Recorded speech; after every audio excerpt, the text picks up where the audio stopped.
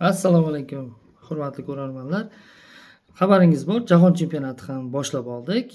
Bugundan boshlab yana jahon futbolining eng yorqin o'yinlarini va dramatik uchrashuvlar, futbol teatrlarini tomosha qilishda davom etamiz.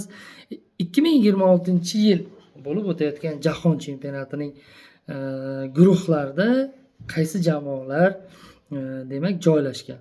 Demak, A guruhiga to'xtalamiz. A guruhida Meksika, Janubiy Afrika, Janubiy Koreya, Chexiya. B guruhida Kanada, Shveysariya, Qatar, Bosniya va Gersegovina.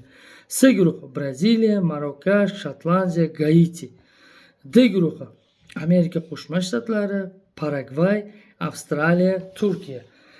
Y guruhi Germaniya, Ekvador, Kodivar va Karib dengizi qirg'oqlaridan bir mamlakat qatishyapti. Ismi ham sal qiyinroq ekan. Curacao.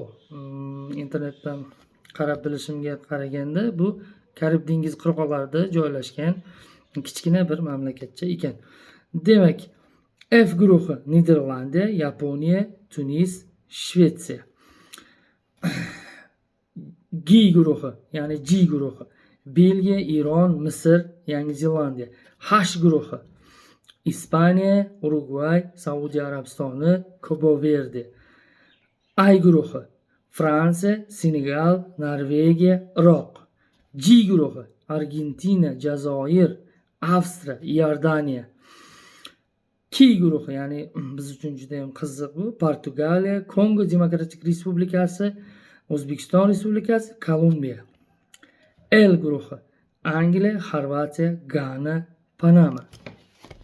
Agar sizlarga har bir guruhdagi o'yinlar va yoki o'sha guruhdan kim chiqishi bo'yicha qanaqadir tahliliy, muxlis sifatidagi fikrlar qiziq bo'lsa, har bitta aytaylik guruhga bitta to'xtalib o'tamiz.